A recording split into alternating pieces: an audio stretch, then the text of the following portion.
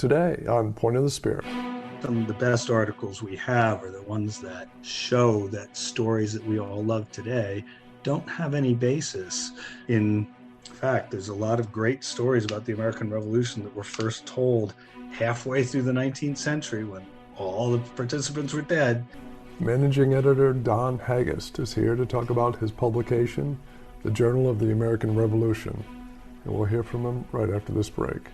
I'm Robert Child, and this is Point of the Spear.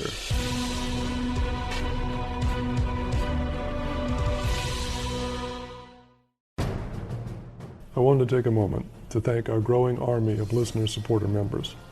You make it possible to continue our mission of bringing you the best military history authors, filmmakers, and movers and shakers. If you're not a member yet, it's easy to join, and it takes just seconds. Scroll down to the bottom of this episode's description and click the support link. You'll come to our anchor page. Click the support button, complete the brief form. It's that easy.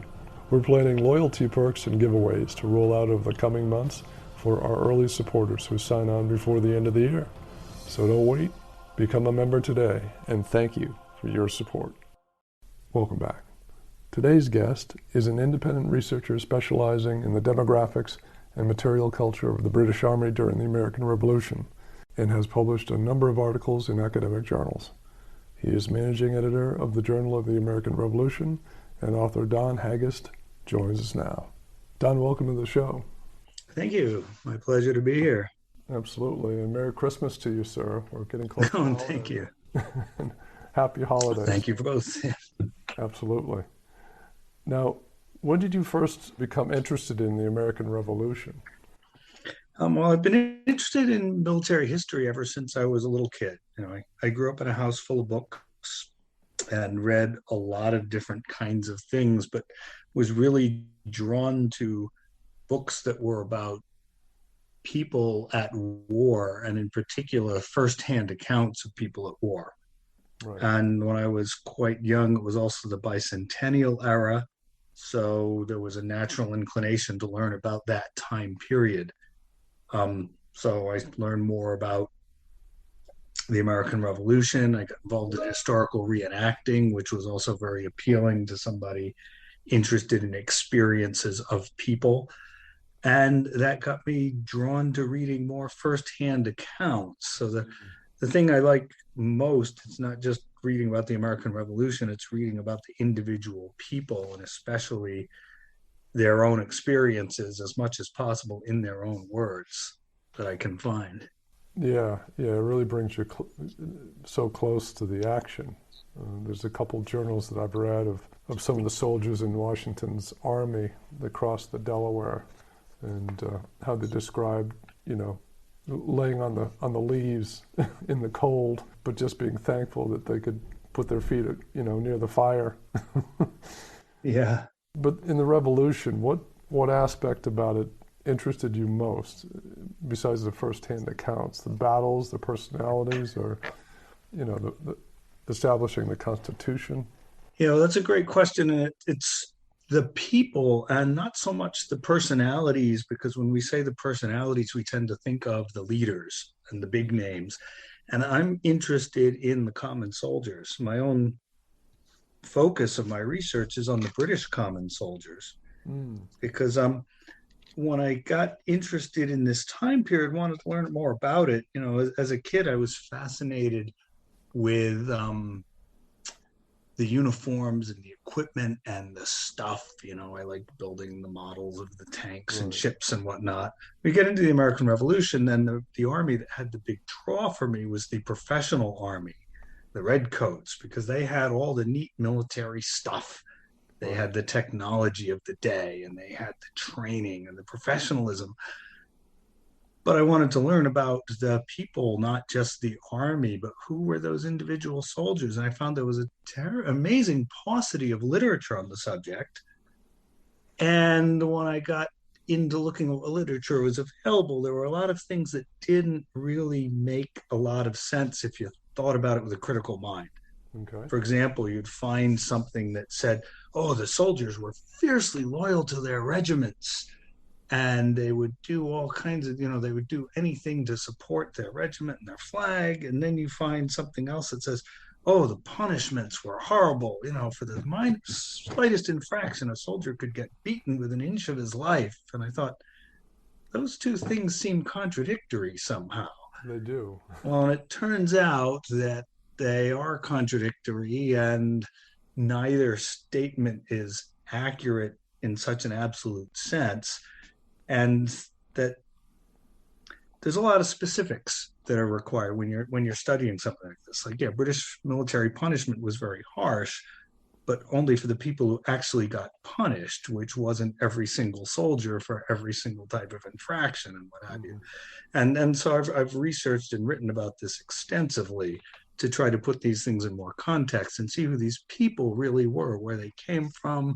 Why would you want to join an army like this? What was your career like? What happened to soldiers after they left the army? All these sorts of things. How would you characterize then the common British soldier who was fighting against the Americans in the Revolution? Well, the first thing I do is I avoid saying the common British soldier, because there wasn't always one, and they weren't all the same by any stretch. There was quite a range of people in the British Army at this time.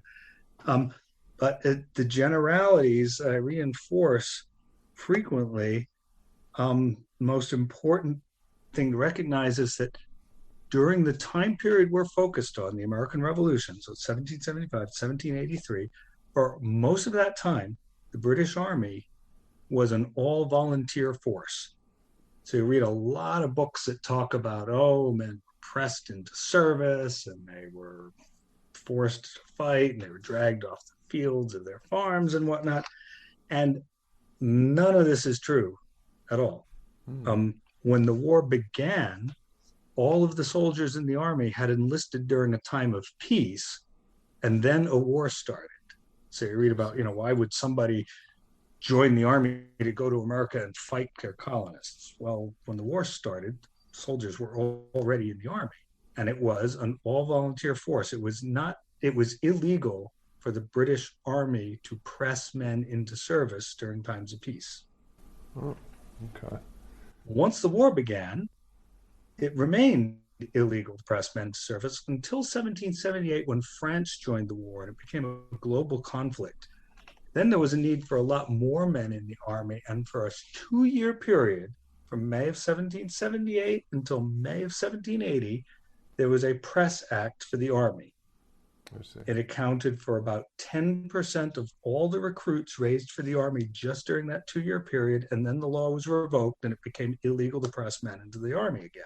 So in terms of the soldiers who served in America during this 8-year-long war, the number of men pressed during that 2-year period accounted for almost none of the soldiers who fought in America.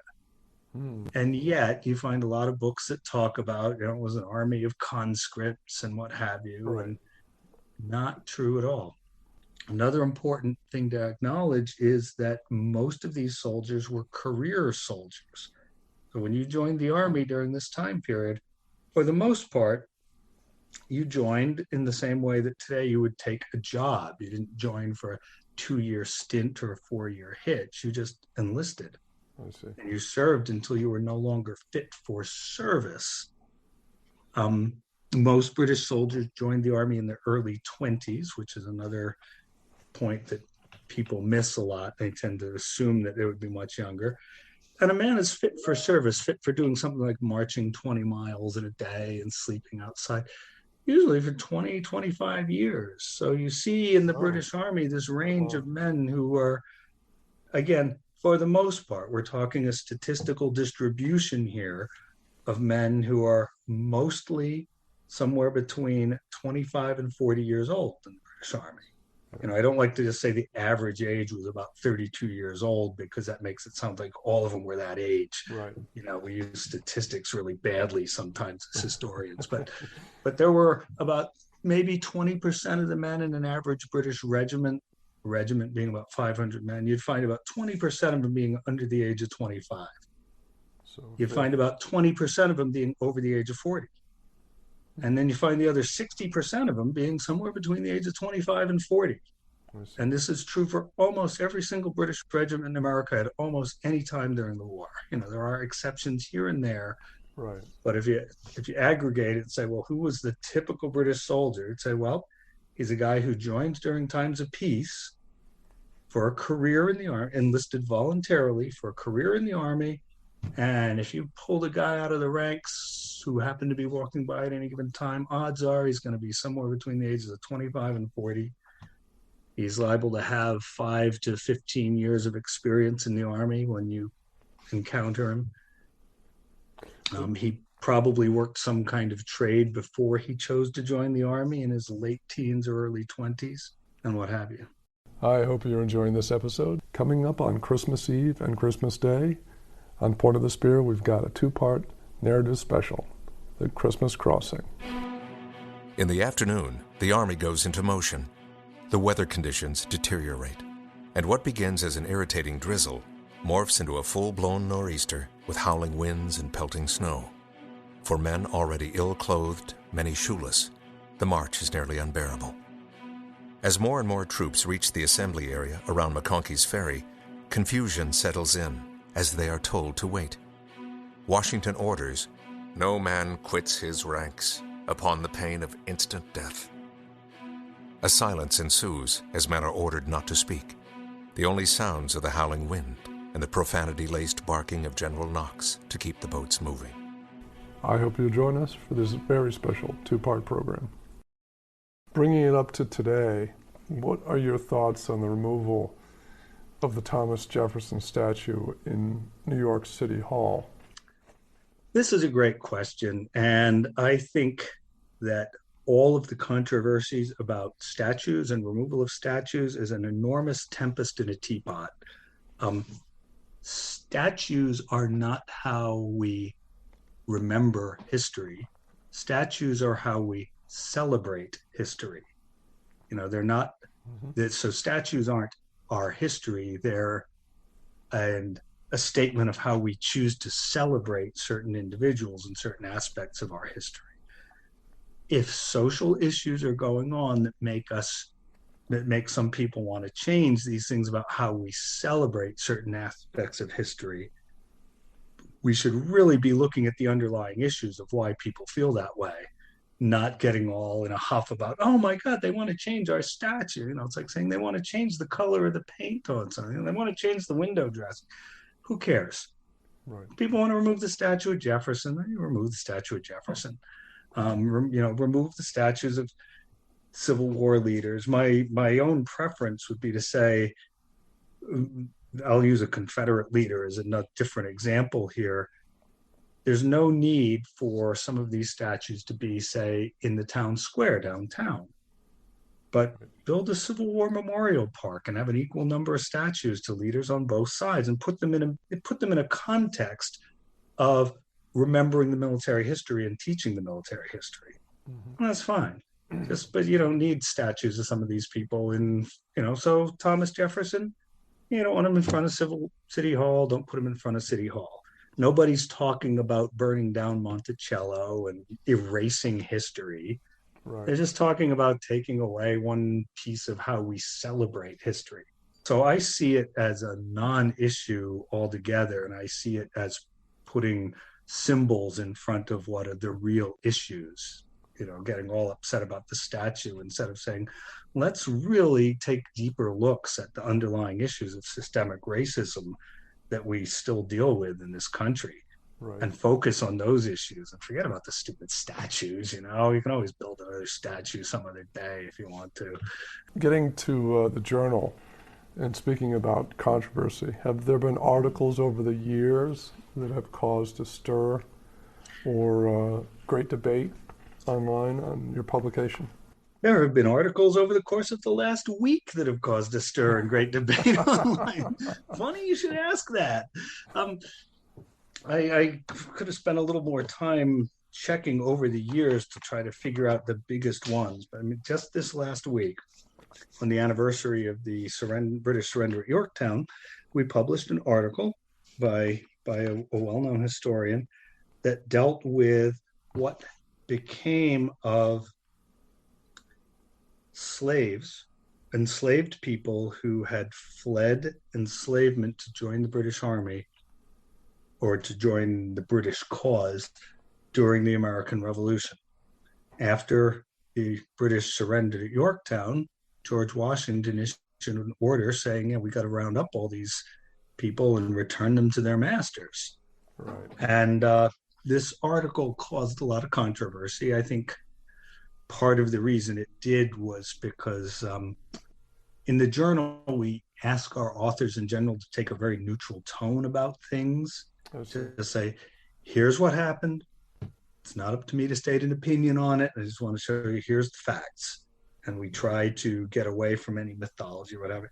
In this case, we let the author get fairly passionate about some opinions on this. And, as a publication, we experiment from time to time.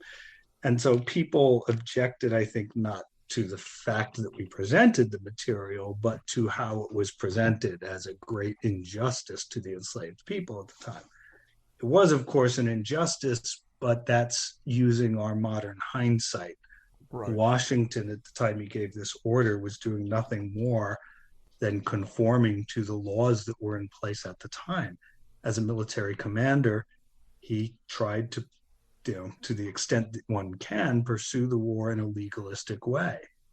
And following the laws of his new nation, he said, well, the law says that these people are the property of these other people, and so we have to return them to them, and that's what I'm going to do. So it wasn't Washington giving his opinion on anything. It was Washington following the laws of the day, and we can argue till the cows come home about how much that was a good or bad thing, but that's what he did. And yeah, that elicited a lot of controversy. Some people said, oh, it's a divisive thing at a time when we don't need that. And other people said, here, the enslaved people need more acknowledgement than they get. And it was a great injustice and what have you. I agree. I read the article and I know the historian. We interviewed him here at Point of the Spear. I know him very well. And now, unfortunately, the articles we published that have gotten the most comments are things like, what were your favorite top 10 movies about the American Revolution? And no, those get lots and lots and lots and lots of Yep. People are still, an article that was published 6-7 years ago, and that subject still gets comments because that's the kind of thing more people are aware of. It's good to see their interest in what they're Yeah, I suppose so. How has the publication grown over the years, and how did it start? The publication started in 2013, was its first full year of publication. And it was the vision of an entrepreneurial fellow named Todd Anderlich, who is not a Revolutionary War historian, but at the time was a collector of 18th century newspapers. And he became very fascinated with newspapers from this time period and the importance of understanding the history as it was experienced by the people who experienced it. And when you read newspapers, that's a great way. Reading newspapers from the time period is a wonderful way to see the information that people were consuming at the time, to get rid of the time compression that tends to happen as a historian. We can look at the events of an entire year all at once, and then we look at the events that are going on today around us, and it seems so different. Well, time hasn't sped up or slowed down over the centuries. It's just that we have the benefit of hindsight, knowing how things turned out. But so you read newspapers of the period, and you can get a sense of when people learned what kind of information. I would think that probably some reports from the time may not be accurate today, but they were what they were perceived of at the time. And that's a point well taken too. Just because it was recorded at the time also doesn't automatically make it true.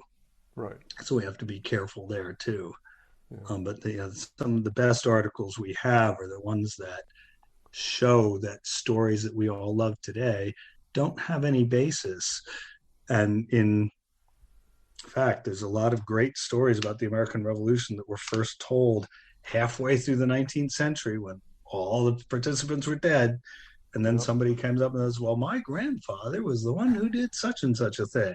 It's like, well, if you actually look at the historical record of the time, there's not only nothing to support that, but often things to totally contradict that. Well, it's funny you say that because at the end of this week, we have a upcoming two-part special, The Christmas Crossing, releasing on December 24th and 25th. My question is, do you know of any aspects of Washington's crossing that are virtually unknown today, or some that have been accepted as fact that aren't true? Well, there's quite a number of things that aren't known about it. There's straightforward things like the mechanics of how the crossing actually happened. We know that Glover's Marbleheaders ferried the troops across, but we don't have a clear understanding of like, well, how many boats were there? How many round trips did that take? How many men were in each boat? We know some number of horses went along to tow artillery. How many horses? Things like that. So there's a lot of detail about how this was accomplished that nobody gave any detailed record of. That's unfortunate. Something that is widely overlooked about the whole operation is there were supposed to be 3 separate crossings of the Delaware in 3 places. Yes. 2 others led by 2 other commanders, and Washington was the only one who chose not to turn back because the weather was terrible. And he led his crossing. The other 2 parts of the operation got canceled because of the bad weather. I don't know that Washington even knew this at the time, but he just went ahead and made his attack as planned, and it was wildly successful. I think there's a lot of folklore about the idea that the German garrison were all drunk from over celebrating on Christmas Eve. That's not borne out by the historical record. They were taken by surprise for sure, but they fought quite well for a garrison that is suddenly attacked in the middle of the night. But they weren't inept by any means in their defense. Right. A number of the Hessian troops did escape, in fact. There's also a story about a spy. I'm not remembering the name off the top of my head, but a local citizen who provided critical intelligence on the New Jersey side. And this story is not supported by any primary source evidence at all. I apologize I just do not remember the name of the person. We have an article in the journal about this story. Are you thinking about the loyalists who tried to warn Rahl? Moses Doan? No, that's not the one. There was a different person who supposedly served as a guide and provided critical intelligence and what have you. And again, it was a real person, but the idea that they did some of the things that they did isn't supported by any evidence. Oh, I see. Yeah, there's another story that's close to me because I did a book once that deals with people who served in the American Revolution and then lived long enough to have their photograph taken. Oh. Although the book didn't deal with this person, I encountered a fellow named Conrad Hayer, who was supposedly the only soldier who crossed the Delaware with Washington to have his photograph taken. And you see this picture everywhere on the internet, and it turns out that there's no actual evidence that Conrad Hayer was on the crossing of the Delaware. In fact, if you look at his own service record, he was discharged from the Army on about December 15th when he was up serving on the Hudson River in the Hudson Highlands. Oh. And as far as he himself wrote at the time, he was discharged and went home. But this story of him being the man who crossed the Delaware cropped up in the 1850s, and it has been out there ever since. Again, we have an article in the journal, The American Revolution, about this, looking at, what's the real evidence about where this guy was and how he served. And it's unsupported, but you'll see it all over that he was the guy. Accepted as fact. Accepted as fact, yeah. The publication is the Journal of the American Revolution, and you can find it online at allthingsliberty.com. Don, thank you so much for being on the show. Well, thanks for the opportunity. Always glad to do it.